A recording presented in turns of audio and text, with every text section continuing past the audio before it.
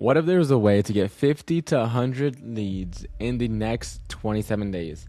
And I'm not talking about those crappy Facebook leads or Zillow leads or anything like that. Like no tire kickers, no window shoppers, just people who are serious and ready, willing and able to work with you. See, one of the biggest problems I see in the industry is that most people treat marketing like it's a admin task when there's two core functionalities in the business, right? Sell something and let everyone know what you sell.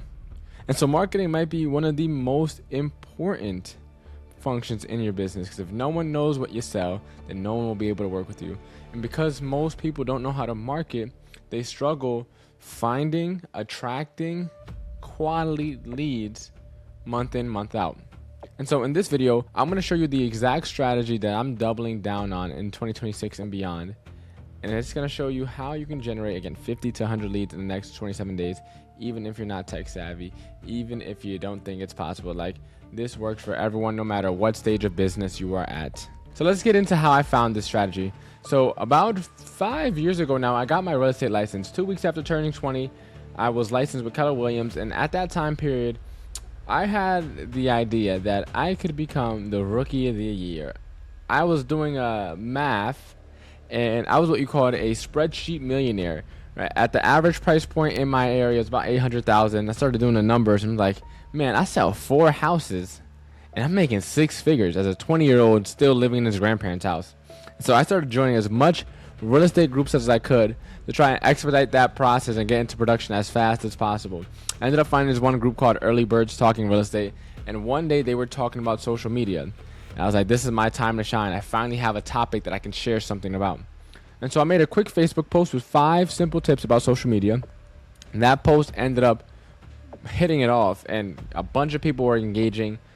So much engagement came from that post that one of the co-hosts saw it and asked me to teach a class on social media. Now, my initial response was, I've never taught a class before. But she responded, thankfully, John, let me know when you want it scheduled. And so I couldn't tell her no twice. And so I scheduled out a webinar for about 3 weeks later. I did my class, and that first class ever had over 440 agents registered for it. Now, that kind of kickstarted this whole journey of teaching, and it went so well that people asked me to do another class. So a couple months later I did. And that class had over 400 agents registered for it. So back-to-back classes with over 400 people registered. Fast forward some more, I ended up getting connected with a business coach, and he was like, hey John, you're doing a bunch of stuff. Like, you have your real estate license still, you're working at a restaurant, you're teaching social media to hundreds of realtors, and you have a podcast, which is completely separate. None of it is working out the way you want it to. How come you don't just focus on one instead of diverting your attention? And I was like, you know what? That sounds like a good idea. And at the time, I was already feeling like real estate maybe wasn't for me. And so I decided to double down on my business. Now, Mendez is my last name. So when I started to create an agency or whatever, Mendez Media was taken for whatever reason. And so I was thinking, like, what could be a good name? And I had a catchphrase at the time because I had about like 4 times more hair than I do now. My catchphrase was, stop and stare, just don't touch the hair. I hate when people touch my hair, especially when I have a good curl day like what I got not going on now. Like, I hated it so much. And so I was thinking, well, why not stop and stare media? Because from anyone that knows me from back then knows it's from the old catchphrase. But anyone moving forward, right, when you create content, you need people to stop the scroll and stare at your content so you can get pushed out to more people in the algorithm. So it was like a little 2-on-1 pun. And so Stop and Stare Media was born. Now, originally, I was going to do these classes for free and then have people hire me to manage their social media for them. After my first client, I remember laying in bed editing his videos, and I realized, like, I hated that. I hated doing the work for other people. I love teaching people how to fish, but the actual fishing, I couldn't do it. So I ended up scrapping up that idea. Now, I was in this kind of stage where, like, man, I just left real estate to go all in on the social media thing. You know, life sucks. I don't want to do this. And fast forward a little bit more, I ended up getting connected with my first ever paid business coach. And he gave me the inspiration to, or helped me get the inspiration to teach a class on AI. ChatGPT had just come out a couple months prior. I was a really early adopter, and so I ended up using ChatGPT to create a webinar on how to use ChatGPT. Had over 300 people registered for it, close to 300 people, and at the end, I did something different. I pitched, and it was probably the worst pitch I've ever given. It was so awkward. Right? People were just like, I was just stuttering over my words, and it's like, I don't know. And listen, I have 20 spots. I'm doing a workshop. It's $197 a spot, and thankfully, even though the pitch was awful, within 24 hours, I sold out. I made about $4,000 in just an hour of work, or an hour of presenting. That was about 3 months of me working at my restaurant job at the time. And that's when I realized, like, wow, okay, I can make an impact on people and also make a living while doing so. Because all my classes leading up to that were pretty much free. I didn't make any money. And so 6 months later from that date, I ended up doing the first ever AI Won't Replace Me challenge. And that was a free 4-day challenge. And it was 2 hours a day for the first 3 days. And on day 4, I pitched. After sharing everything I knew about AI at the time, on day 4, I pitched. And from that one presentation, that one challenge, I made $33,000. Right. That same week, I went over to my restaurant job. I put in my 2 weeks. It gave me the means, the funds to be able to go all in on my business. And to this day, I have yet to work a job. And so this one lead gen strategy, right, is webinars, if you haven't got the hint already. Webinars have been the most battle tested, the most proven, the best working lead gen strategy in pretty much every industry.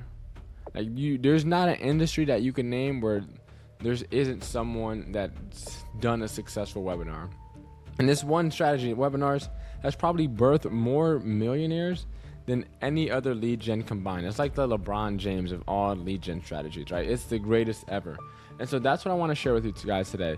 Like, how do we use webinars? Well, I can't get into everything. That's why the challenge is for, and you already signed up for the challenge, so I'll get deeper into that stuff. But there's 7 deadly sins of webinars that I want to make sure you avoid, because if you don't avoid them, it's going to ruin everything, right? It's going to ruin your conversions. It's going to make your marketing way more expensive. It's just going to make webinars not work for you. So let's get into deadly sin number 1. You don't want to do this, right? Number 1 is bad marketing or no marketing, right? Bad marketing could look like, for example, I see people who are running ads to their home buyer seminar or webinar or whatever, and like on the ads, they have way too much information, or they use ChatGPT to generate the flyer, and it's just like none of the ad doesn't really look appealing. Like, bad marketing is also could be waiting too last minute to market, right? Waiting too last minute. It could also mean not enough marketing material. Maybe you just post one flyer and that's it, right? Or make one post about it and that's it. Or some people do no marketing. They just go off of word of mouth. Right, they just tell people about it and hope that they can get spots filled. If your marketing is bad, no one will know about your webinar. And if they do know about your webinar, right, they won't care about it, really. They don't know why they should be interested or why they should care that you're hosting one. Right? The second deadly sin I see is a bad landing page or opt-in page or registration page. A lot of people are using like Eventbrite and Google Forms, and those are great when you're getting started, I guess, but they're not meant to really do a webinar justice, right? There's so many missing features that they don't have, or so many missing features. And on top of that, if you were to use Google Forms or Eventbrite, you have to duct tape so many tools together. For example, like Google Forms, you have to connect that to your Google Sheet, and then you're gonna have to manually update those contacts, those registrants into your CRM. And then once they update into your CRM, then you're gonna have to manually send out the link and all the invites and all that stuff, the reminders, the follow-ups. Like, there's so many moving pieces. And another thing with a bad landing page can also mean a bad landing page design. So maybe let's say you do have your own website where you can have a lead capture form on it. The funnel, the landing page, is poorly designed, and so people don't convert. Now, the problem with having a bad landing page is, even if you have great marketing, if you have a bad landing page, right? You'll send all your traffic there and then no one will register. Now, the third deadly sin is a bad indoctrination sequence. Now, people hear the word indoctrination and think like it's some evil thing. No, indoctrination is kind of just like reshifting people's beliefs, right? And the whole purpose of an indoctrination sequence is to get people excited about the upcoming webinar and make more people that registered actually want to show up. Because a free event, a lot of people will put their email in. There's nothing to lose if they don't show up, and so they don't. Or sometimes they forget, or sometimes they prioritize something else.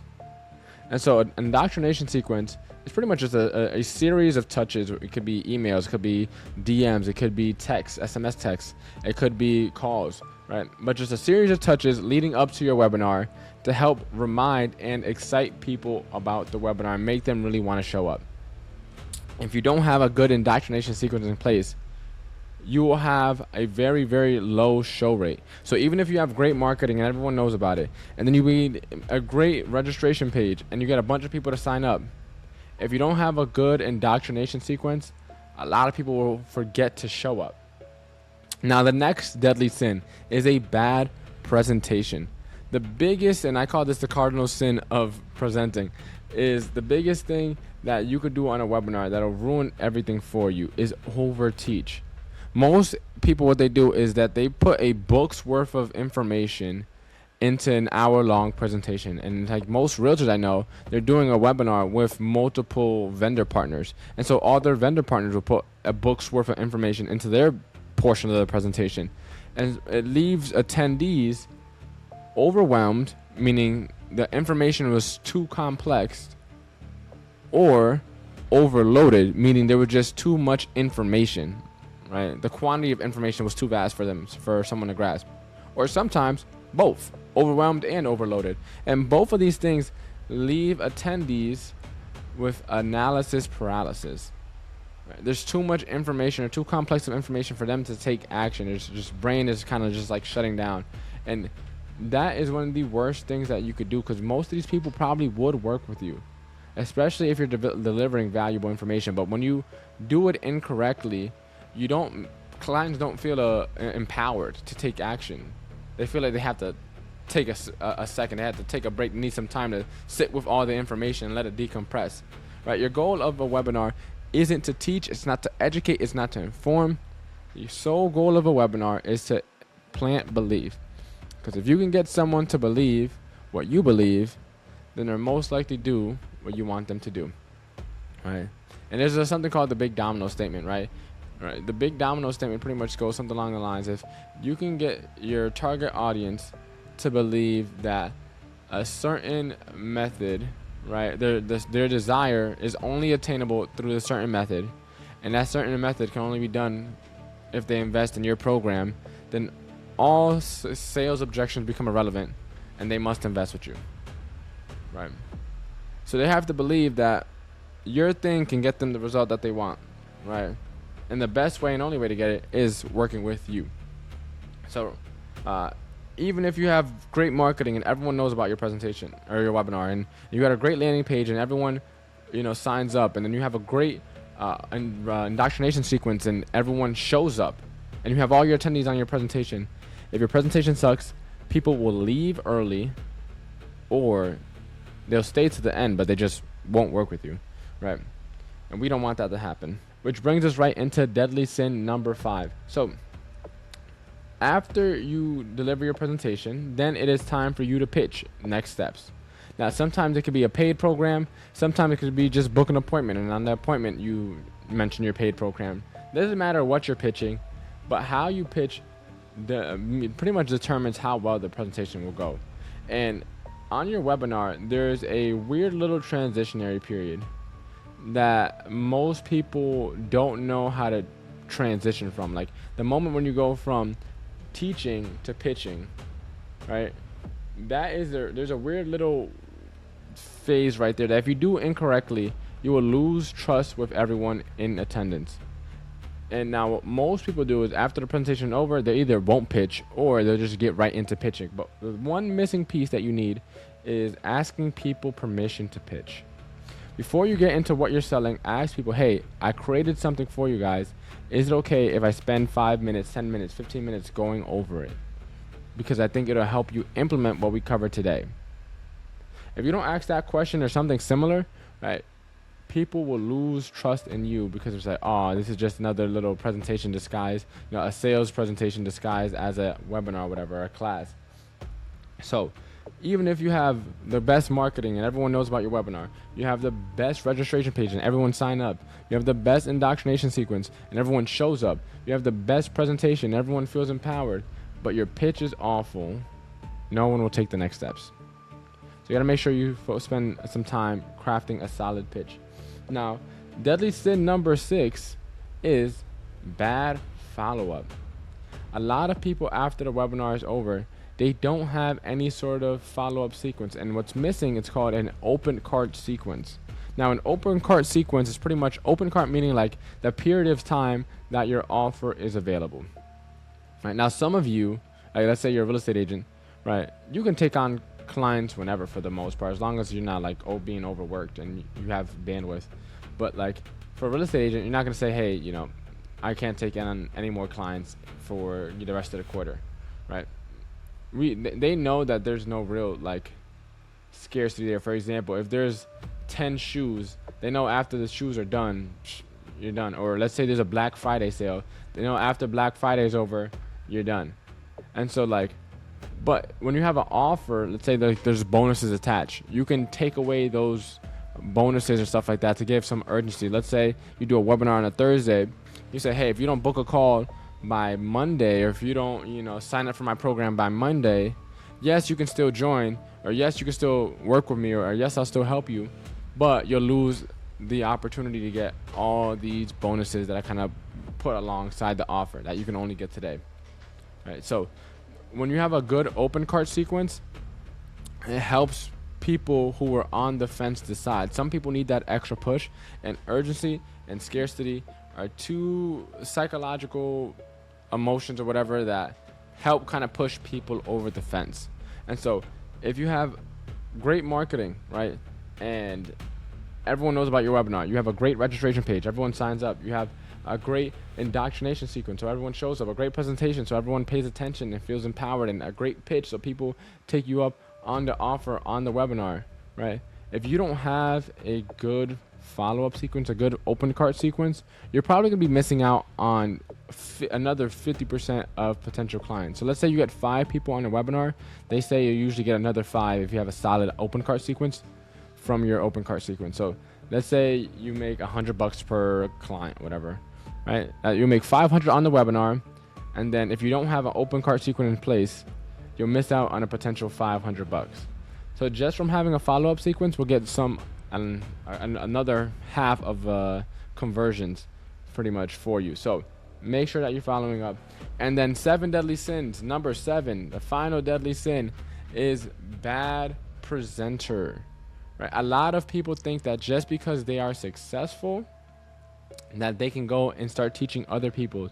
Newsflash, it doesn't work like that. There is an art and a science to public speaking, and if you don't put in your dues, you don't pay your dues and put in the time to get better as a communicator, you will never succeed with webinars.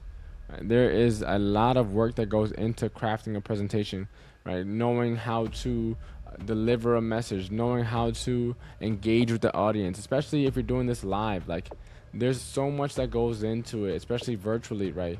Making sure that people feel like, they're being interacted with. There's so much that you have to do as a presenter at the same time without thinking, while also still remembering your presentation and making sure you present smoothly. If you don't practice on becoming a better communicator, a better facilitator, a better teacher, a better instructor, you will pretty much ruin all your efforts with webinars. So those are the 7 deadly sins, right? We have a bad marketing, we have a bad registration page, a bad indoctrination sequence, bad presentation, bad pitch or bad offer, bad open cart sequence or no open cart sequence, right? And then bad presenter. Those are the 7 biggest mistakes that I want you to avoid when doing your webinars. Now, when webinars are done correctly, right, they're probably one of the most low maintenance, highest ROI lead gen strategies possible. Why? Well, first, with ads, you can make sure that everyone in your market or everyone looking to make a move to your market knows about it. So you're not hoping, right, or relying on word of mouth. You're not hoping that if you make a social media post that people will see it and reshare it, and that the right people will see it, right, if you use some hashtags, right. With ads, you can make sure that your marketing gets in front of everybody, right. Then from there, with one high converting landing page, right, you build it out once, and that's pretty much it, right.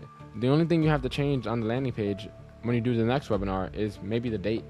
But aside from that, you build out one very well, designed and put together landing page, and you don't have to keep on creating them. You do it once, and that's pretty much all you need to do.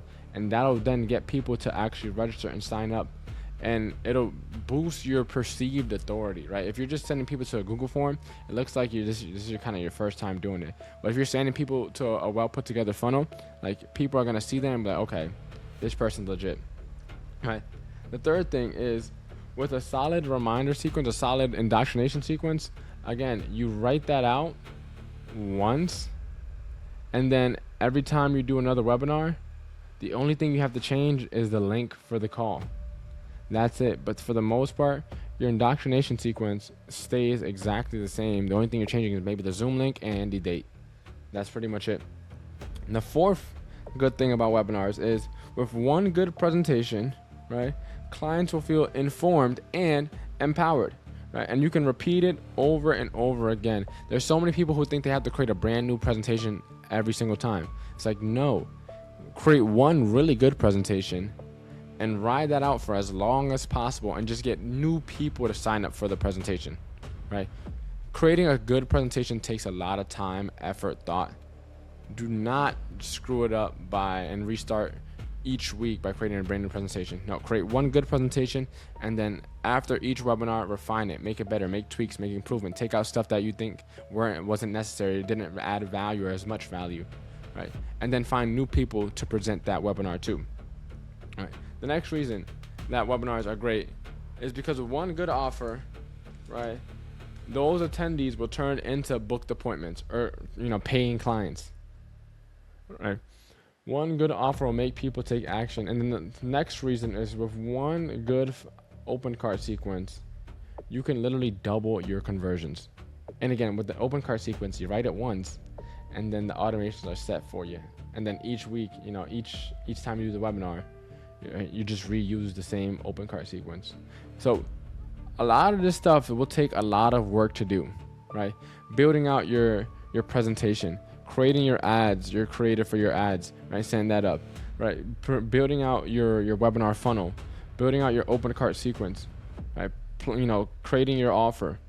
All that stuff takes a lot of work.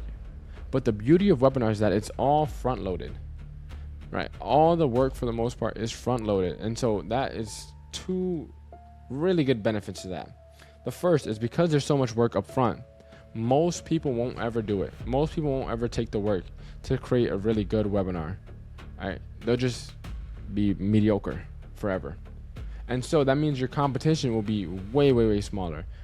Well, actually, there's more than two benefits. Another benefit is, most people are focusing right now on AI and social media. Right? AI and social media, AI and social media. You gotta be on TikTok. You gotta use AI to create the clips and yada, yada, yada. Right? If you focus on webinars, you'll be going against the grain. And so again, there'll be even less competitors. And then lastly, with webinars, like, there's no such things as microwave transactions. That's why people still sign up for conferences. Like, if you think and you ask yourself, like, what were the moments when you had the biggest transformations in life? Most of the time, it's probably some conference that you went to, or maybe like you went to church one Sunday, you stayed there, had church usually a couple hours, right? Or you went to a big event, right? Most of the time when we have, when we want to make a massive change in our lives and our business, we're going to some, workshop, or paying for some course, or you're hiring a mentor, a coaching program, we're signing up for a conference. Like, we're signing up for these things with extended periods of time, because we know it takes more than a 30-second reel to actually make a change in someone's life. And like with webinars, people get to hang out with you for, I mean, you don't have to do it for an hour, but let's say you did it for an hour. People get to hang out with you for an hour, get to feel your energy, get to see how you present and how you speak to people. They get to see the real, raw you, get some value, and then they can decide whether or not you're the type of person that they even want to work with. And most of us business owners, we've been to conferences where we've seen the speaker who was just so captivating that we went from, stranger to like, oh my goodness, I gotta get this guy's books. I gotta figure out what else he offers or how I can help. How I can work with them. Like, public speaking is a skill set that can move millions when you master it. And with webinars, you can actually get in front of millions, assuming you have a big enough ad budget, right? But there's so much to webinars, right? When you do them correctly. But if you do any one of these 7 deadly sins, right? Bad marketing, bad registration page, bad indoctrination sequence, bad presentation, bad pitch, bad open cart sequence, bad presenter, right? Those are the 7 deadly sins of webinars. If you can do your best to either avoid those sins or avoid as many as possible, it will give your chances of succeeding with webinar, like, it'll help boost that through the roof. And then I promised in the beginning of the video that I'm going to show you how to get 50 to 100 leads in the next 27 days. So I had to share the 7 deadly sins first before I actually deliver the process, because if not, you're just going to ruin everything and not get the results. So here's the math behind getting 50 to 100 leads per day, right? You can get anywhere from $5 registrants to $10 registrants, right? If it's over $10 registrants, your landing page probably sucks. But anyways, let's use 5 for ease of numbers. So 5 registrants, right? At $100, you're gonna get 20 people, right? So you spend $100 a week. You do 1 webinar a week, right? You spend $100 a week. You get 20 people to register, right? And right there, you have 80 people that signed up at the end of the month. Okay, John, but I don't have $100, to spend on ads every single week. No worries, totally understandable. The next thing is turn down the budget. The first answer is turn down the budget a little bit. So instead of doing, 50, right? Do, let's say, I don't know, what's the next thing? $65 a week, right? $65 a week, that'll get you, 13 people, right? After 4 weeks, then you're gonna have 52 leads. Oh, but John, I don't have $65 a week to spend on ads. No worries. If your budget, if you don't have at least $65 a week in your budget, well, then what you want to do is offer what's called SLO. An SLO stands for self-liquidating offer. Right? Self-liquidating offer. And I can do a whole another presentation on this, but an SLO, like, you can create some sort of workbook, right? Some sort of ebook, some sort of PDF, some sort of extra resources or templates or checklists or something, some sort of supplemental resource that will help the attendees get whatever result that you're helping them get on the webinar, right? And then you sell that. So let's say you only have enough for $50 a week in your budget, right? Well, at $50 a week, let's say you spend, $50 a week, you get you 10 leads a week, and then you create a workbook that you sell for 25. And out of the 10 people that sign up, 2 people buy the workbook, right? So you spent $50 on lead on your webinar. You got 10 leads, 2 people at $25 a pop bought a workbook. That makes $50. So you spent 50, you made 50. Now you're breaking even. So if you don't have a budget for your ads, offer something and price it accordingly. It's your business, price whatever you want, but offer something supplemental, put a fee behind it, and then slowly but surely you'll start to realize that, hey, when I do this correctly, not only am I breaking even, but eventually you'll get to the point where you're making money from your SLO and it's paying off the ads, and you still have money left over, which then you can put into more ads or pocket. It's your choice. But again, that's all for this video. Hopefully you got tons of value from it. And if you want me to help you, build your webinar presentation, your funnel, your offer, your automations. I want you to sign up for the AI Won't Replace Me challenge if you're watching this on YouTube. I host this once a month. We have one coming up soon. There's going to be a link down in the description, right? And that's all for this video. Make sure to upgrade to VIP if you haven't already done so. You're going to want to do that because it's going to be the best way to help you guarantee that your webinar is built and created by the end of the 5 days. So make sure you upgrade to VIP. And that's all, and I'll see you on the challenge.